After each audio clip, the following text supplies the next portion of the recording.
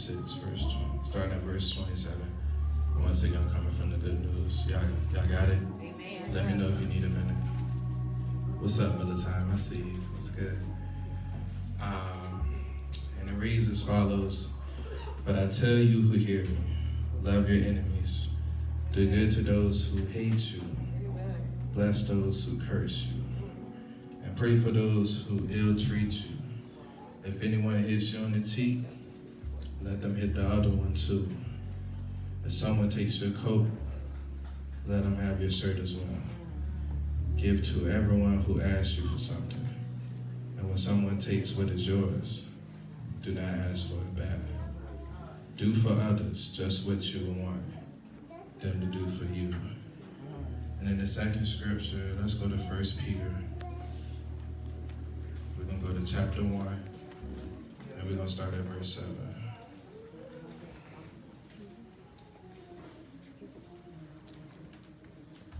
So 1 Peter chapter 1, and we're going to start at, verse 5, excuse me. We're going to start at verse 5. Y'all a second to get that.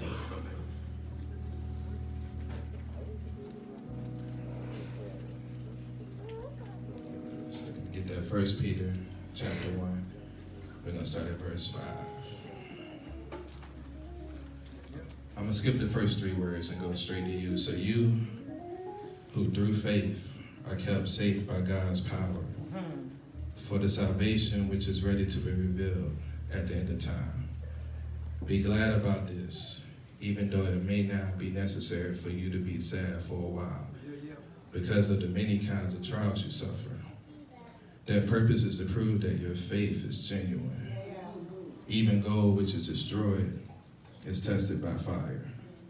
And so your faith, which is much more precious than gold, must also be tested, so that it may endure.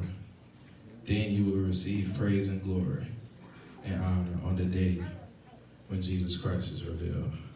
I normally don't do this, but turn to your neighbor and say, neighbor, neighbor. Regardless of what people say, or what people think, you are built to last.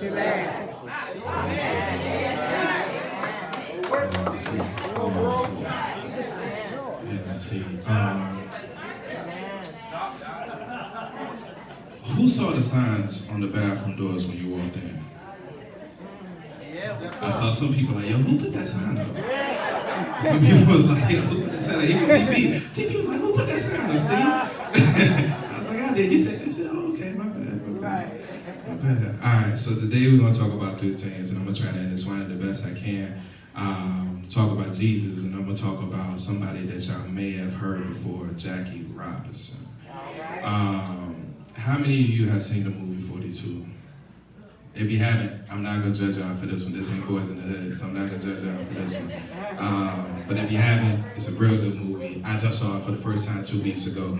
I was sitting in my man cave, and as I'm chilling, I was breezing through Netflix because I ain't had nothing else to do on the rare occasions, and so I wanted to watch a really good movie, and Ocean's 11 was on, and 12 and 13. I love the Ocean's trilogy, so I really wanted to watch Ocean's, but I saw 42 and I'd never seen it before. Something was like, yo, Steve, you need to watch that movie, and I was like, no, I really want to watch Ocean's 11. Like, I want to watch the whole trilogy tonight. I ain't got nothing else to do. I'm telling. So someone was like, Steve, you need to watch 42, and I watched it, and I automatically knew it was something I wanted to touch on. So for those of you, my young ones, who really don't have a clear idea of exactly who Jackie Robinson is, just point blank period, Jackie Robinson was the first player in Major League Baseball, black Negro player, in Major League Baseball in 1947. And so Jackie, in the movie, one thing they kept saying about him, every time he went through something, they kept saying, don't worry about him, because God built him to last, right? So in order to be built for last, I'm going to talk about 2 things that I feel like you need, and then one reason why you have to be built to last, okay? So the first thing is distractions. In order to be built to last, we have to handle, as a people, distractions better. Now, Jackie had distractions, mind you. I don't know if this is common knowledge. It may not be common knowledge. It should be, but it may not be. So we're going to go ahead and address it now. For those of you who did not know, Jackie Robinson wasn't the only Negro that knew how to play baseball. On top of that, he wasn't the only Negro that was good at playing baseball, right? So Jackie was appointed. He was picked to be the first person to play Major League Baseball. They scouted him, they read through other files and decided that the other players weren't built to last like Jackie Robinson. Some of them were good baseball players, Satchel Paige. Some of them were legendary. Some of them may have been too soft. Some of them may have been too weak. But when they saw Jackie, they figured that he was built to last. Now Jackie, being who he is, he went through distractions from the time that he was in the Negro Baseball League, going up to the gas pump and going to just simply use the toilet and seeing one of them signs. And the guy said, hey, where you going? You can't go in there.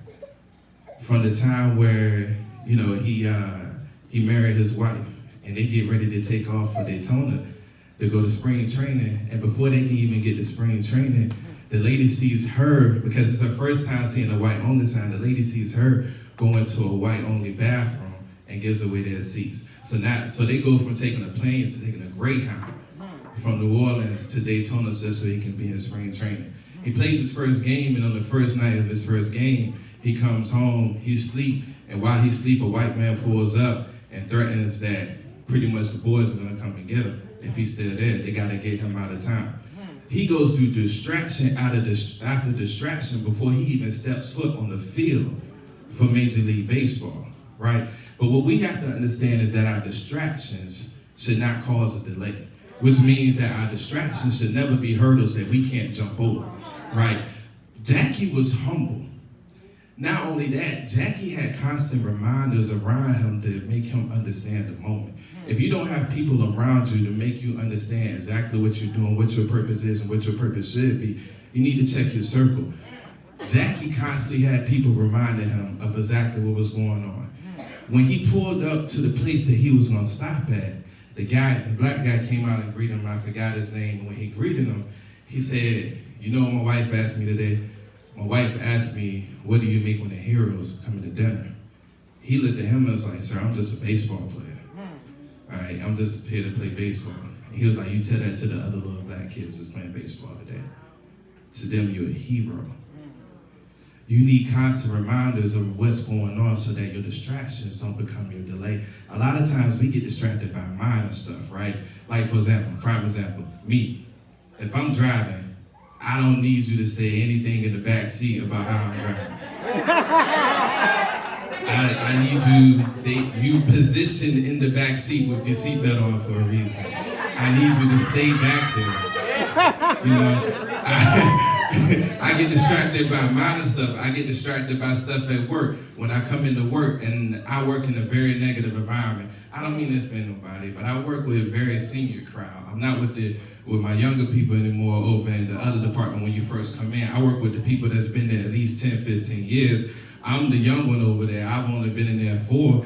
People come from other departments and they complain about how we do stuff. They complain about the process. They complain about the environment. They complain about everything to the point where I've even found myself complaining about my job more than I ever have.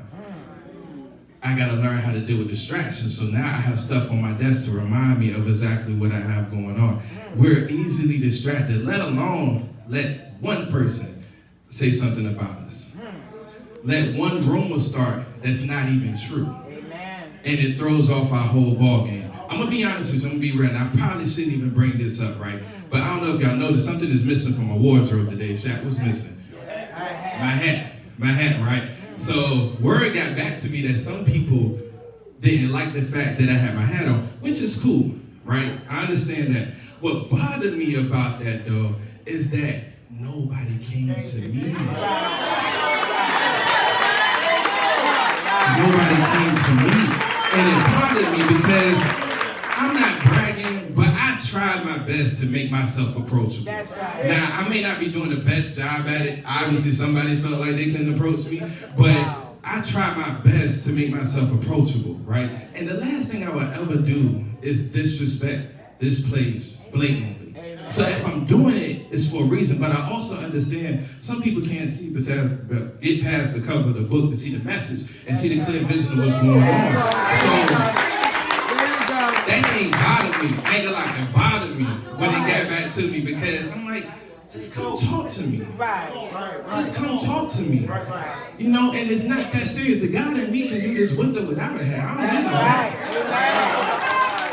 But I had to refocus because it really bothered me. I had a sermon to get prepared for. And I had to refocus my energy on what's going on, y'all. Let's learn how to handle our distractions better. The second thing, I'm not going to be before you long. The second thing is, and this is a tough one.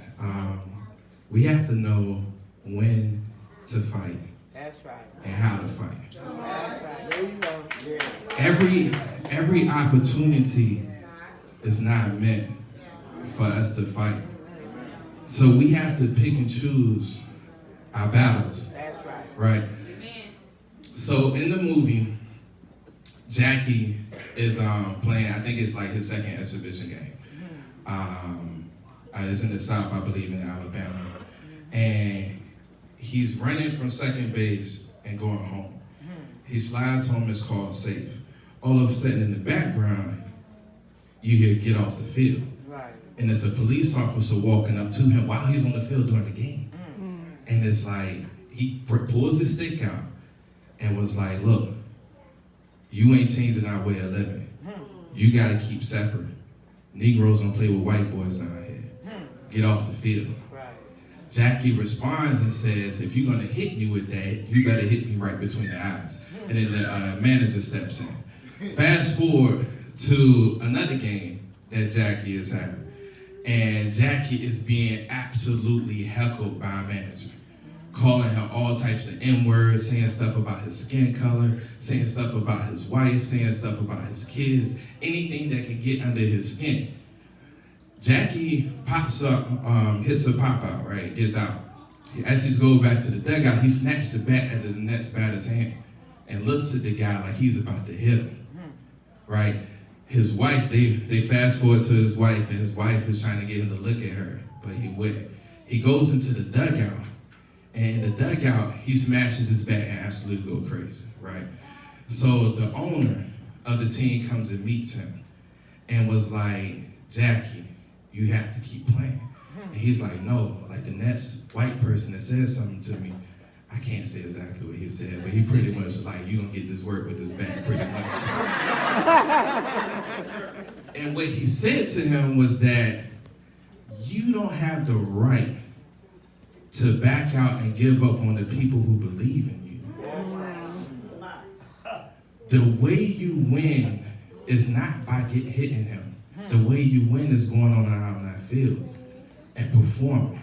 He went back on the field, got safe, scored home, and the guy went back into the dugout. We have to know what battles to pick, how we fight, and when we fight. Every opportunity that you get in regards to, let's say you getting bullied, right? Let's say you get jumped, right? If you get jumped and you leave that without a mark on your body, it's not necessary for you to necessarily get revenge. What's necessary is for you to keep doing what you're doing, because the message is, regardless of what they do, there's nothing they can do to stop you. There's nothing they can do to defeat you. You still here. That is the revelation. We have to know when and how to pick our battle. Stand up for me real quick. Stand up for me real quick. When Jesus was when he was about to get arrested, Jesus got arrested, and Peter starts fighting. When Peter starts fighting, Jesus looks back at Peter. Jesus tells Peter, he who lives by the sword dies by the sword. Jesus gets arrested, and Peter essentially looks like a fool because Jesus has accepted what's happened. Jesus understands part of God's will. So then Jesus goes to Pilate. That's right. When Jesus goes to Pilate, Pilate asks him all type of questions. Are you the king of the Jews? Are you guilty of these crimes that you say I'm guilty of? Jesus responds, "But so you say," or either he flat out ignored them. When he stood in front of the people, and they was either going to let go of Barabbas, or they was going to let go of Jesus. He turned to Jesus and said, "Do you hear what these people are saying about you? Are you really the king of the Jews?" Jesus turns to him and says, "My kingdom is not of this world." And pretty much that he didn't have the final say so on what happens in this life. Part of fighting battles is sometimes you don't have to throw a punch. You don't have to swing a sword. But through your actions and your words, you let people know exactly who you are. Yeah, that's right. And exactly what your character is as a person. There's nothing nobody can do to you to hurt you unless you let them hurt you. Jesus died for all of us as we celebrate Palm Sunday, for our sins to be forgiven. They whipped him, they crucified him. But you tell me who won? And he didn't throw a punch. He didn't swing a sword. With all power in his hands, he did nothing but accepted his fate. Because the last thing I'm going to say to you guys is it's bigger than you. That's right. That's right. I tell my kids this all the time, so this ain't nothing new for them. When you go into school and you can't figure out your motivation for your work, you realize it's bigger than you. You have a mother or a father that's struggling, or both. Everybody might not have it good. And if you see them struggling, I promise you, the worst thing on earth I regret is the fact that my mother was a single mother on bankruptcy and I asked for her to pay for me to go to college. It's the most selfish thing I've ever done. It's bigger than you. Your dreams are bigger than you. In the movie 42, there was a kid by the name of Ed Charles who went on to win a World Series in Major League Baseball. He was inspired by Jackie Robinson. If Jackie Robinson throws a punch and gets kicked out, does Ed Charles ever go on to play baseball? Mr. Rickey was the owner of the Brooklyn Dodgers, right? And Mr. Rickey, through Jackie, was looking for a second chance to get it right. He had an opportunity to do this years beforehand, and he let it go. They treated the other guy bad. And through Jackie, he wanted to make it right. So regardless of what people said about him, regardless of the outcast who was putting him in, regardless of the fact that they went to hotels as a team, they wouldn't let the team stay there, regardless of the death threats that they were sending Jackie and his family on a regular basis, Mr. Rickey understood it was bigger than him. It was about doing something that he should have done a long time ago and getting it right. Jackie also did it for anybody in here who wanted to play baseball. And you gotta understand that regardless of what you're going through, God built you to last. And your struggles that you're going through are tailor-made specifically for you to define your character and mold you into the person that you should be. So it's not up to us to question God in regards to why we're going through what we're going through. It's not up to us to decide what we're going through and what we choose not to go through, because it's bigger than you. All right, yeah, close your eyes. Amen.